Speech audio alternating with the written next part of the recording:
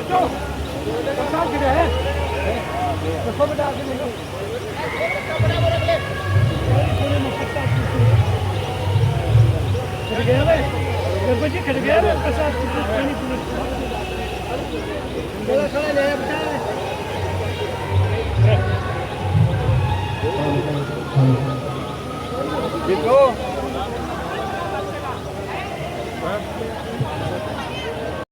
कलश में पवित्र जल में निवास करके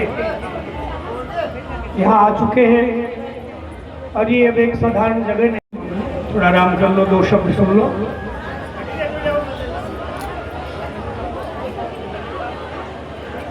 बहुत ही दुर्लभ भगवत कृपा से ये अवसर मिला है।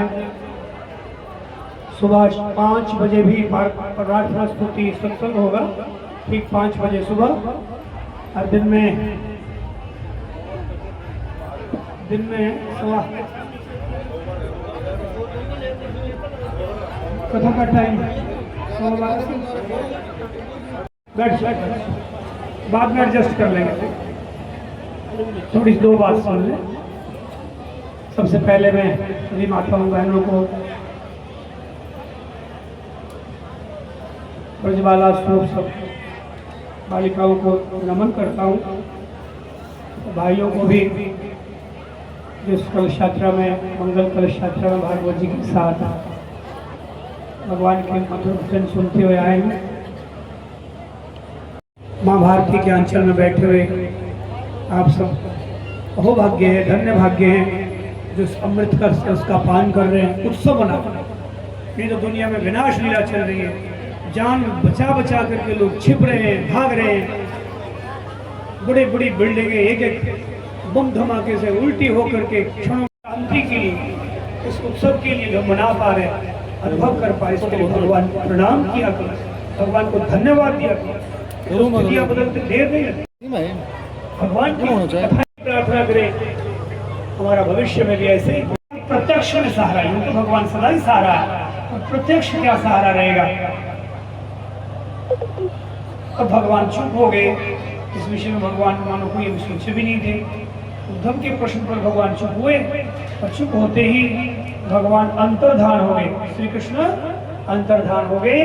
और इस भागवत ग्रंथ में जो व्यास जी ने रचा है, इस भागवत ग्रंथ में प्रवेश, एक ग्रंथ नहीं, भागवत में लिखा है तिरोधाय प्रविष्टो अयम श्रीमद्भागवतार्णवम्। भगवान अंतर्धान होकर के इस प्रविष्टो अयम श्रीमद्भागवत सागर में प्रवेश करते, इसलिए कहा तेनेयम वांगमयी मूर्ति, ये भगवान की शब्दमयी मूर्ति भागवत। तेनेयम वांगमयी मूर्ति प्रत्यक्षा वर्तते हरे, प्रत्यक्ष श्री हरि की शब्दमयी मूर्ति है। शब्दों के रूप में भगवान हरि विराजमान, ग्रंथ के रूप में भगवान श्री हरि स्वयं विराजमान है।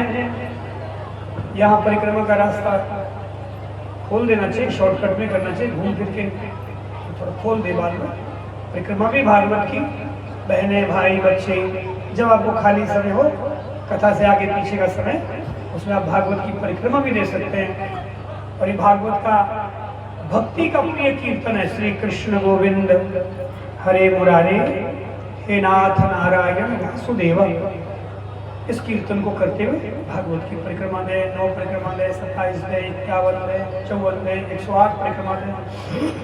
आपके सांसारिक कार्यों को भी कल्प वृक्ष के समान है भागवत। इसके सानिध्य में तुम जो मन में सोचोगे अच्छा, वो सब भगवान पूरा करते हैं। संसारिक कामनाएं भी पूरे, कष्ट भी मिटाते हैं, कामनाएं भी पूरी करते हैं। और उससे भी आगे भगवान मुक्ति भी देते हैं। संसार के जो घुटन हो रही है, दुख हो रहे हैं, इससे छुड़ा भी देते हैं। और इससे बढ़कर के भक्ति है भगवान की, भगवान का प्रेम है, भगवान की याद आए, भगवान प्यारे लगे, भगवान में अच्छे लगे, भगवान के नाम में हम विभोर हो जाए, भगवान की कथा में रस आए। ये भक्ति भागवत प्रदान करती है, जिस भक्ति को पा करके कभी भी तुम्हें कुछ भी करना नहीं पड़ेगा, कुछ शेष नहीं रहेगा। सदा सदा के लिए कृतार्थ हो जाए, पूर्ण हो जाए, निहाल हो जाए, सदा सदा के लिए, शरीर रहे न रहे, वो अवसर हमें अभी इस कलयुग में आज बैसाख की तीज है, कृष्ण पक्ष की बैसाख बड़ी तीज। बैसाख का महीना यूं ही बड़ा गंगा स्नान का महीना। बैसाख और माघ ये गंगा स्नान के महीने, और ये गंगा है, ध्यान दें, ये भागवत क्या है? गंगा है साक्षात। यमुना सरस्वती त्रिवेणी धाम है, ये तीर्थ है। इतना फर्क है उस धाम में इस धाम में। वो धाम तो वहां एक ही जगह है, वहां जाओगे तभी लाभ होगा।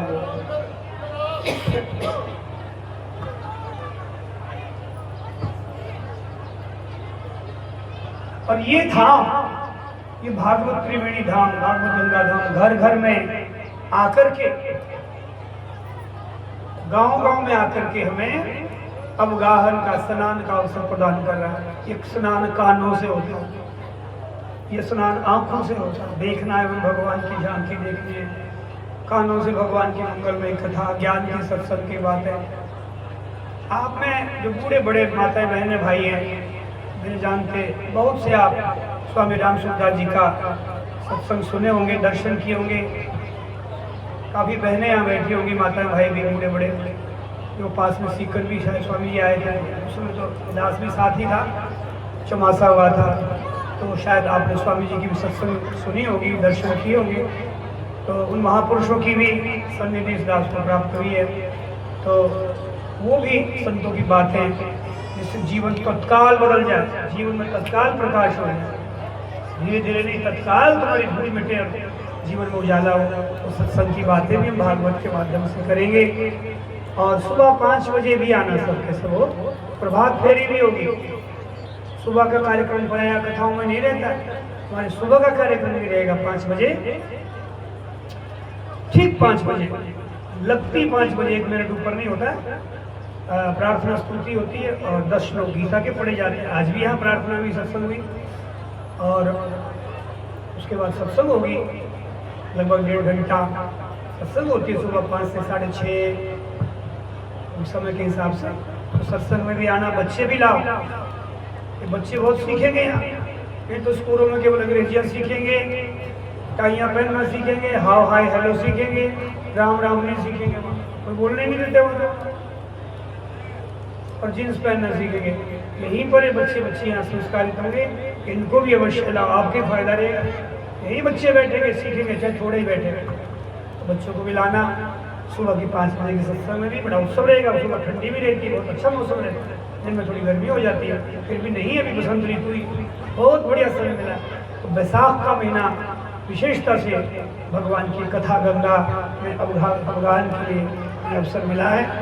तो मेरा सभी भाइयों से भी कहना है, सभी भाई भी थोड़ा समय निकाल कर, बहनें भी थोड़े काम जल्दी कर लें, थोड़े काम बाद में कर लें।